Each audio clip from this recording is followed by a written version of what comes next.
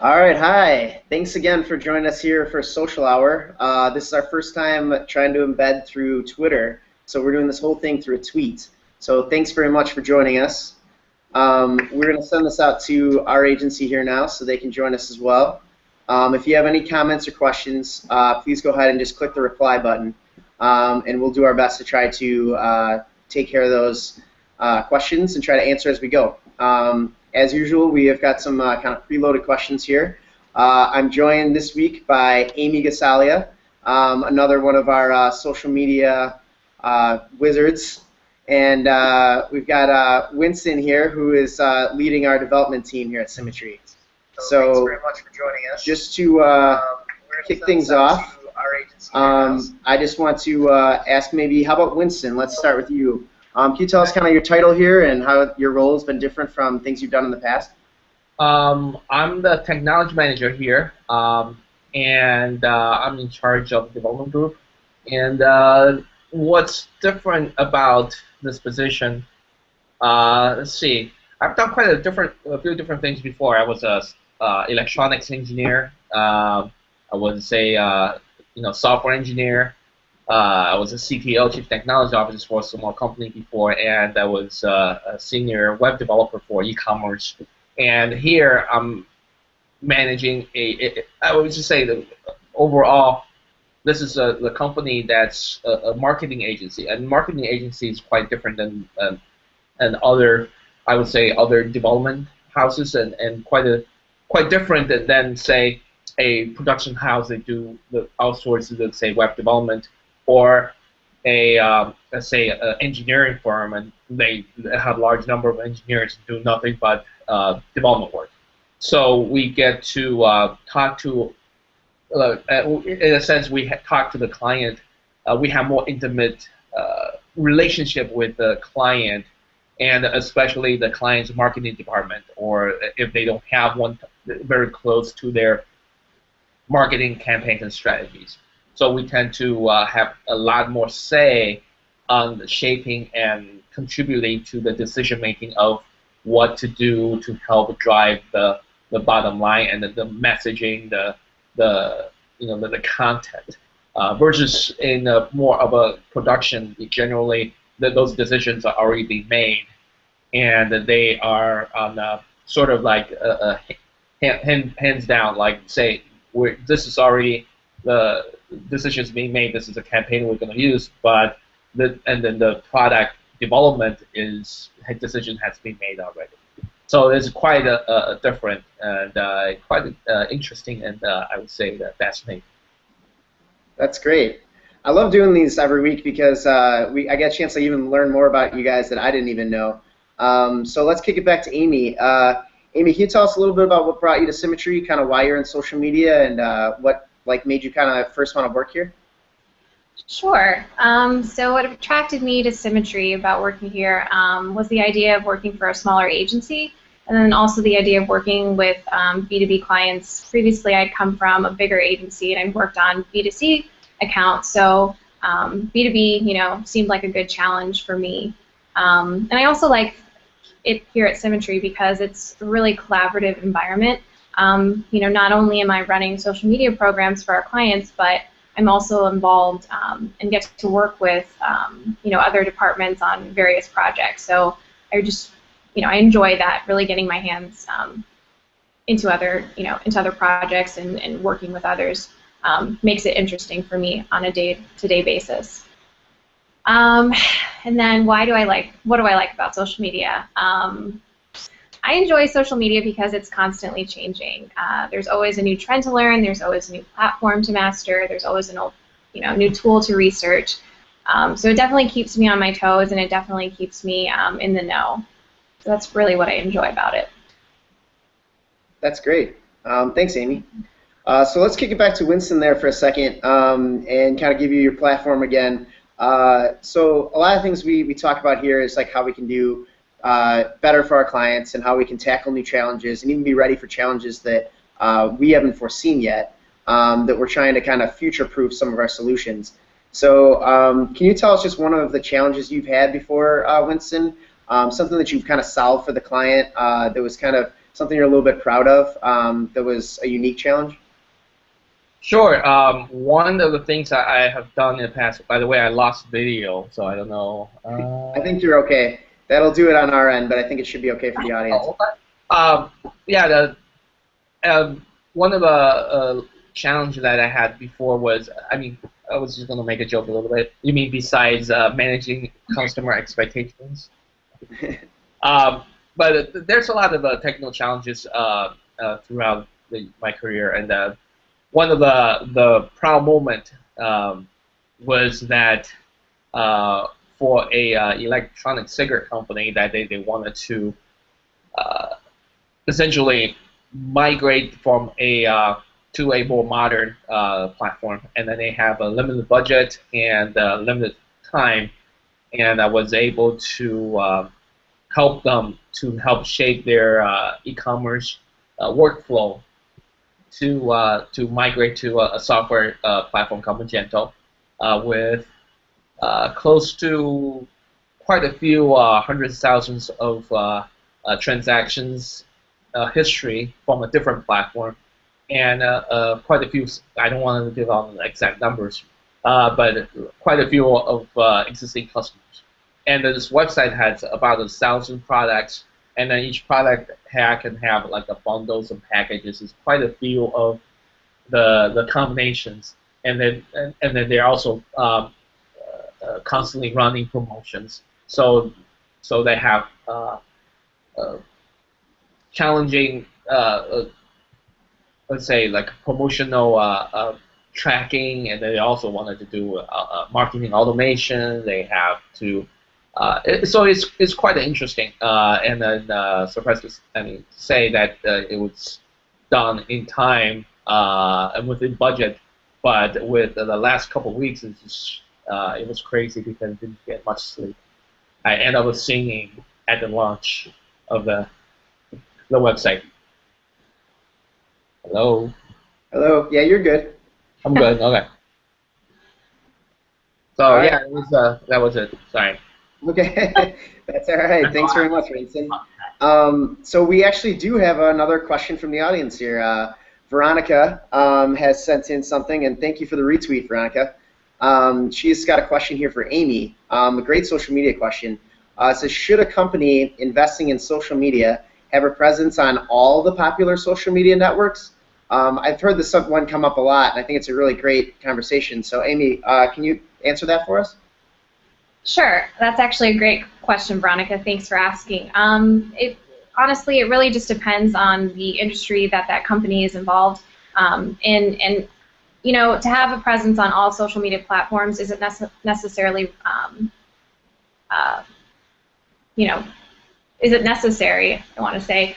You really need to find out, you know, which platform's relevant. You know, if your fans are on Twitter, then yeah, you need to have a Twitter handle, and if your fans are on Facebook, then you need to be there. But if they're not, then there's no point in spreading yourself so thin across multiple social media platforms. So you really just need to, you know, find where your audience is, really target them, and then, you know, make sure that you're providing them with relevant and valuable content. Yeah, that's a great message about spreading yourself too thin. I mean, sustainability is something that we try to push a little bit more here at Symmetry, instead of just, you know, you need 10 tweets a day and you need to be posting on Facebook every day. It's usually a lot more helpful and valuable to that client if you are focusing on sustainability. So I'm really glad you brought that up, Amy. Thanks for that. So let's kick it back to Winston really quick. We got a question here. As we do at most social hours, you get a chance at the end, and you both will get a chance to challenge the next person of who gets to get the interview next. So one of the questions we had from the previous attendee here was from Kellen for Winston. So his question is, how has the digital development process evolved over the years? I know that things have changed quite a lot before with kind of a waterfall style and moving into some new modern hybrids and different designs. So could you kind of take us through that a little bit, Winston, and tell us the difference and kind of where we started with and where we are now? Sure. Obviously, that the process sort of started with with the companies that are trying to get results. The results typically come from breaking down the tasks into small pieces. And then usually waterfall means that you have to finish one task and then you get to another. And then you break down to little small pieces. And then essentially, small pieces build into bigger pieces into the whole project. Over the years, I think that the technology not only was the cost of the process changes evolves the project also was a result of the process itself because of the technology evolved over the years that we now have the capability of tracking multiple tracks and bundle all the results into a single dashboard. And therefore, that I think that helped managing this so-called evolved into so-called agile development, which you have multiple tasks, multiple milestones throughout that essentially if you don't have one item that is dependent on another, you sort of have to develop everything in parallel. And I see some sign behind Amy. You're okay. So basically, it's Okay, with the help of technology that the agile development becomes a mainstream in a sense that it helps facilitate the need to managing a lot of different things of different tracks of running moving parts all together and the development of, for example, that tools such as centralized and distributed repository for code allows developers to develop projects sort of independent of each other and they have a given set of time to merge the code together, and hence that used today by larger development teams such as Facebook, Google, they have a so-called continuous integration. That instead of having large milestones that in software release dates, all the updates and the features are done throughout the week. They have a small sprints and small milestones, and then they also have larger ones. But essentially, looking at Facebook and look at Google, any software updates can be pushed out at any given time of the day and any given time of the week. But they typically push out during the Tuesday, Wednesday, and Thursdays during the week. Versus before, if you think about it like a Microsoft Windows, they came out saying once every 2-3 years. That's the one major milestone. But nowadays, you see that software and they are being pushed out to the because everything's online now. That you can afford to have features trickling out and one after another, and then throughout the day, throughout the month, throughout the week. Well, that answers the question. Yeah, it does. Thanks very much, Winston. Rambling on and on and on. You've got such a wealth of knowledge. It does, yeah. I love when you kind of talk about that stuff. It teaches me a lot as we go along, and it's kind of crazy to me how fast the development world moves. Just kind of all the different things that are constantly changing. I feel like that's definitely the way for social media, but for development, it seems like it's almost as fast, if not faster, sometimes. So speaking of social media, let's kick it back to Amy again. Amy works with a lot of our dental clients here at Symmetry, and she's actually the voice and personality behind DDS Dan. For all of you dentists out there on Facebook, I'm sure you've probably bumped into him at some point already. So this is the voice behind it. So I think we want to just ask a little bit more of Amy right now to tell us kind of like what you've learned from that. What have you learned of how to market to dentists, and how is that different from other industries that you might have to market to? Sure. So marketing to dentists is different than marketing to other industries for a number of reasons. The first being that you're not just marketing to the dentist. You're actually marketing to the hygienist, the assistant, and also the office manager. Like many other professions, dentists don't necessarily have time throughout the day to be online, to check in on social media, to maybe attend a webinar. So you really need to provide them, especially their staff, with some valuable information as well. And also, with dentists, when they are online and when they are on social media, they want something that's, maybe, not clinical. They're reading clinical case studies, all day long. So when they do, get on social media, they want something that's going to be valuable and educational, but they also want something that, is funny and lighthearted and they can interact with. So, it's kind of a different beast in terms of other industries, but they're people too, and they're on social media. You just really need to kind of tap into their interest and really provide them with valuable information and not push products and promotions at them all day. So you really need to kind of vary your content, especially on social media. That's great. Thank you, Amy. So we did just get a recent question here from Kellen, asking a question to Winston. So his question is, in your experience and opinion, how is the digital? Oh, this is the same question as before. So thanks again, Kellen, for sending that in. That's really been really helpful to get questions from the audience, from Veronica or Kellen. Or anybody else out there who wants to ask any questions. Again, we try to keep this a little bit educational so that our clients can learn from things. Anybody out there can learn about what we do and a little bit more about ourselves. But personal questions are okay too. We are trying to get to know you as well as we'd like you to get to know us a little bit better. So if you have any other questions for Amy or Winston, I'll just give you a second here. And again, for those of you watching out there, if this is converted to a YouTube video for you now, if it's after 5:30, that's the case. It's not. This is always going to turn into a YouTube video that you can go back and watch at the same link over and over again if you'd like.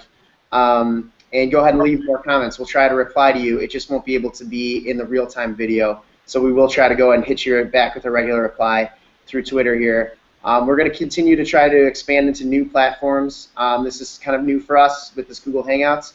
We're trying to see how far we can push it, how much we can use it for business through podcasts or webinars. We've done a lot on Facebook already. Now we're launching a Twitter. The next might be Pinterest or Google+. Let us know what you think, and we might stop by your favorite social network next if you let us know. So I'll give you one more minute here just to see if you have any questions for us, and then I'll give okay, both of your jobs have learning curves. Okay, we got another question here from Veronica. It says both of your jobs have learning curves. Communicating technical jargon or showing the value of social media. How do you deal with this? Amy and Winston, are either you want to kind of take this? How you kind of deal with using your technical jargon and keeping it understandable for your client or whoever you're talking to? You